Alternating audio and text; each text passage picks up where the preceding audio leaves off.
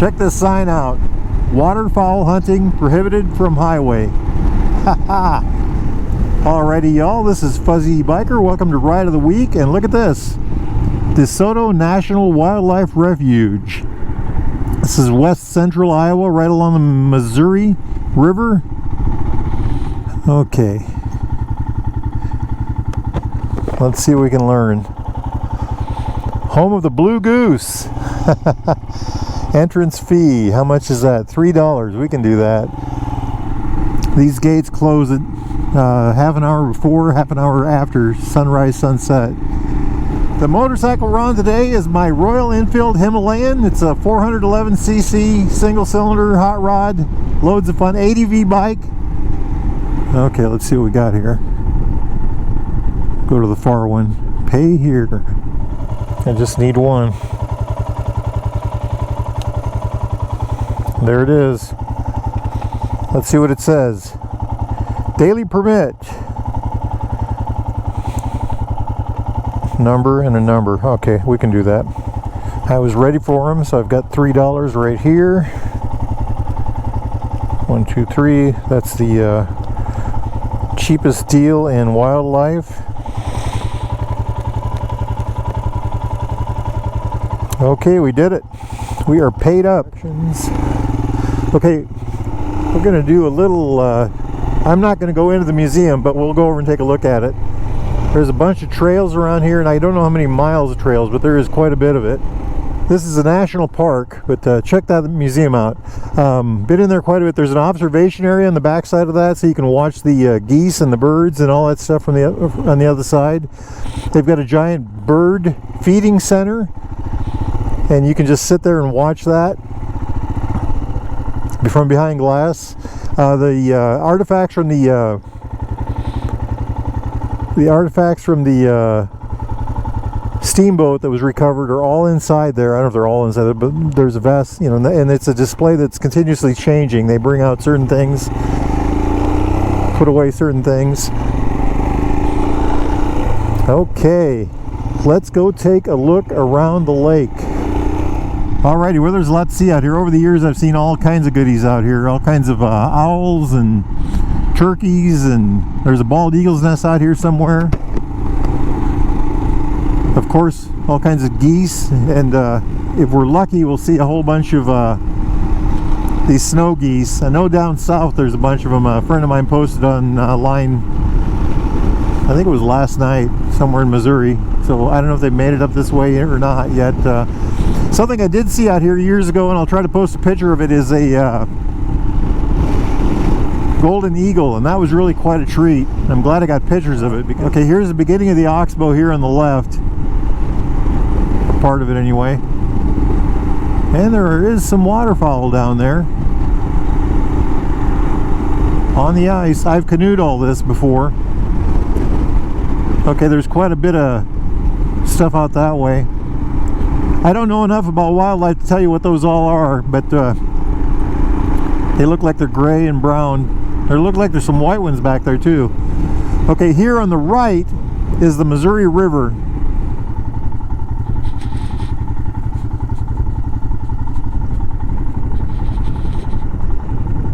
Yeah, that is the Missouri. I have canoed this all the way from Sioux City to just south of here. It's an interesting canoe. There are mile markers on the river. Those of you that boat know that, but to somebody like me, that's something I had to learn. Really a neat spot, isn't it? Just a little farther down is a place called Wilson Island, a kind of a campground, and I've camped there a few times. Another interesting thing about this area is we will go from Iowa to Nebraska. Okay, entering Nebraska. So we've just left Iowa, we're in Nebraska now. I've had herds of turkeys, literally herds of turkeys, cross in front of me on the road here. I've also seen owls through here many times, even at this time of day. Okay, we're going to turn down here, Bertrand area excavation spot. Now you have to walk to that, so we aren't going to see that actual spot. It's actually over yonder, right over there. Okay, let's take a look at the sign here. During the mid-19th century, steamboats played a major role. March 1865, fully laden stern wheeler Bertrand left St. Louis under its command of James York. Cargo of blah blah blah. April 1st, 1865, the 161-foot vessel struck a snag. A snag is something in the water, like a log or something.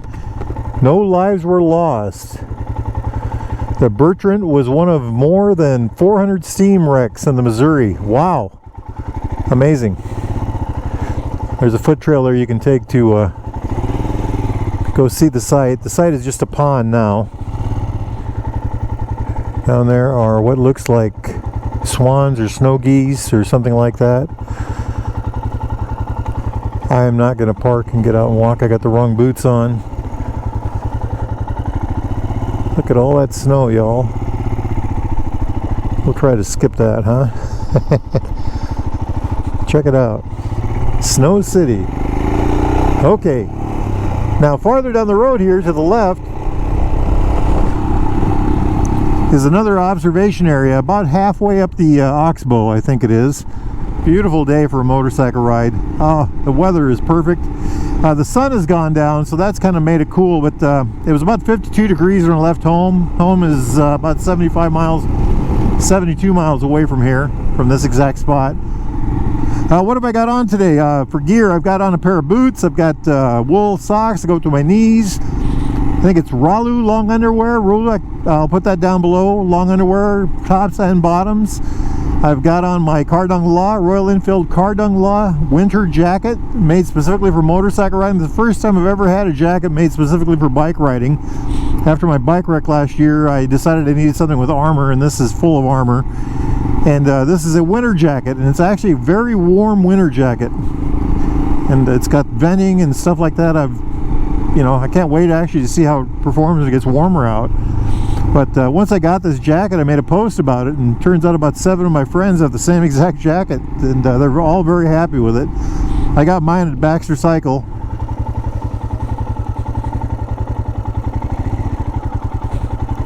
Bob Starr Wildlife Overlook. That's an oxbow there, part of the oxbow. Like I said, there. Okay, right there is the bald eagle's nest. It's been there for years.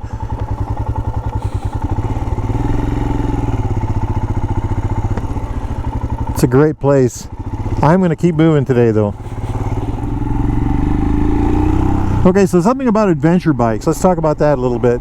Adventure bikes, one of the master traits of an adventure bike is that you're supposed to be able to take it on pavement like this, and on gravel and dirt roads, out in the back country. So that would be a key trait of an adventure bike. And there's a lot of difference in that. There's a lot of adventure bikes that are specifically made for the highway but can do a little bit of gravel. And there's a lot of adventure bikes that are very good at dirt and gravel but are terrible on the interstate or on the highway. Some you can't even take on the interstate because they just won't go fast enough. Another dividing point would be, so that would be capability. Another dividing point would be weight. There's heavy ones and light ones. Again, the heavier ones tend to be more aimed at interstate travel or higher speed travel and less to the back road. The lighter ones, of course, more of the trails and things like that. Another thing would be price. Again, the expensive ones have all the luxuries and bells and whistles and heated grips and seats and cruise control and things like that, where the lesser expensive ones are plainer. And that brings us to another kind of dividing area, and that's analog, old-fashioned versus sophisticated motorcycles. Now, sophisticated motorcycles is going to have a bunch of computer, it's going to have riding modes and all kinds of lean sensitive braking and things like that. And a more analog-ish, because I don't know if you can actually get a motorcycle that's pure analog anymore, but an analog-ish motorcycle, it's going to have a lot less of that. Let's see what we got down here. Oh, better view the oxbow here. Pay attention to the dirt here. Oh, we scared the birds. Can you all see that? Wow. Sorry guys, did not mean to bother. There's actually open water over yonder. So where does my motorcycle, this Himalayan, sit in? This Himalayan, I would say, is a lower cost motorcycle that is more analog than most motorcycles. Probably about as analog as you can get, analog-ish, because you know it does have computers. Like I said, you really can't get an analog motorcycle anymore. This bike will do interstate. I don't go more than 10 miles on interstate. If it's more than 10 miles, I'll find some other way. It will go 80, but I don't like to ride at 80. I try to keep it under 70, 75. And what's kind of crazy is I actually drive it faster on gravel than I do on pavement, which, well, that's my bad. Check this out. This is, like I said, this is part of that Oxbow Lake. Try to get an overview picture of this on here somewhere. So this bike costs less, more affordable.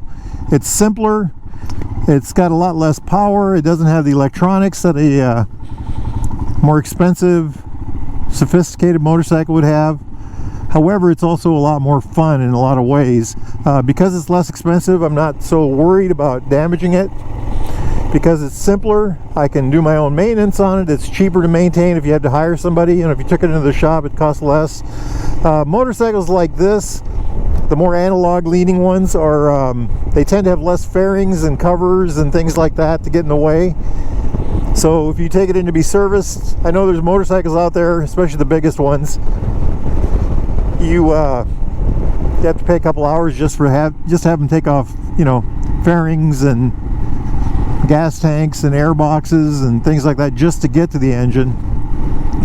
Now on the other side of that, maintenance intervals are very wide anymore on modern motorcycles, but still, a motorcycle like this, a valve adjustment is about every 6,000 miles, and all I have to really do is take the gas tank off, and then there's two covers, there's two ports that cover the actual valves. It's very easy to do. I can do an oil change and a valve adjustment in about 45 minutes, maybe an hour. Isn't this cool? Just love it. I love it. Another neat thing, like I said earlier, because this is a less expensive motorcycle, a lighter motorcycle, I can take it on these back roads like this, and I'm not quite as concerned about if I drop a $25,000 motorcycle, I'm going to be not feeling very good. If I drop this is a $5,000 motorcycle, and it'd be a little more palatable. How's that sound? Look at this muck. I really enjoy this bike. It's been a lot of fun, and I did try to buy some more expensive motorcycles at one time, but oh, we got some ice here yet. Well, chicken man, speaking of dropping motorcycles, right? Now this thing does pretty well, pretty darn good. Very happy with it. It's a very stable bike. It's got an excellent suspension, 58-inch wheelbase, I think. Weighs about 440 pounds with a full tank of fuel, at least in stock form. I've added a few things to it, so. Okay, let's see what we got here. Oh, we're back on the gravel again. Lakeview Drive. Anyway, back to the ADV thing. So there's a lot to be said for a simple motorcycle, especially if you're going to be taking it in the outback or in the you know, drags off the road. This motorcycle is 440 pounds, like I said, with a tank of gas, and has about 24 horsepower. And that's another interesting dividing point with people. A lot of people won't look at the motorcycle like this because they don't feel it has enough power, and that goes back to what are you going to use it for. If I was going to, you know, cross the continent on this bike, and I wanted to do a lot of interstate, or I wanted to do it at 75-80 miles an hour, I would definitely get a different bike. I do plan on crossing Nebraska on this bike, and I plan on doing it at 60 and 65 miles an hour, and it should do that just fine. I've got 16,400 and some miles on this bike, and it's never had any real trouble at all. It's been a dream.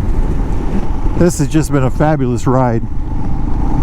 This is worth everything right here. This area right here has just been every mile I rode to get to this place is, well, that was a beautiful ride too. I really enjoyed that. So, so it's Christmas for motorcycle guys today, right? Let's go this way. I think we can get out of the park this way. I think this is the other end of the Oxbow, literally. On the right is the Missouri River again, right there. And on the left, that's the, I think that'd be the southern end of the Oxbow. The end closest to Omaha. Let's see what this sign says. Entering Iowa. Okay, well, we've been in Nebraska, now we're in Iowa again. Isn't that something? I've canoed this whole Oxbow. I think it's 8 miles total, round trip, so 4 miles. I think, I'd have to look that up. Oh, hey, Wilson's Island. Let's run in through there real quick. Like I said, I've camped in here several times. This is actually quite a nice campground. They've got a boat ramp and ranger's house, and you know, go take a look at see what we find. They've got modern camping, tent camping, all that neat stuff. Let's take a look at this sign. I'm sure there's not much camping right now. Oh, look at that, Missouri River boundary lines. There's a trail. Look at all that. Isn't that neat? Dogwood Trail. Wow, that's pretty neat. Like I said, I've camped here a few times and I've really enjoyed it, so it's a pretty neat place. Let's see what we can find here. Boat ramp, everything's to the right. If I remember right, that kind of goes to like a dead end over that way, right up against the river, the Missouri River. I canoed, this is actually, I canoed all the way from Sioux City all the way down to Wilson's Island. A little over 100 miles. I did it over, I think, 4 or 5 days. I can't remember. And I need to continue that. The goal was to do the whole west edge of Iowa, the Missouri River along the west edge. Hey, there's the boat ramp. Not many people using it today. Wonder why. There's a gravel pit over yonder. I remember that, listening to that thing make noise. Let's take a look here at the shoreline. Look at that, chunks of ice, and wow, that's amazing. I love it. I love it. What a deal. What a deal. Wilson Island State Recreation Area. Tire tracks. Not my tire tracks, by golly. You know what, I'm going to get a picture. I'm amazed at how much open water there is. We were down here not too long ago, and the vast majority of the water had a lot of ice over it. Try to get a good shot of that ice in there. Wintertime motorcycle riding. Life is good. Life is good. Okay, y'all, I think what I'm going to do is get out of this park, and I've got some back roads I want to take home. Got about another 80 miles of riding yet to do today. If you all can get out and ride, get on your motorcycles and do so. Life is good. Wahoo!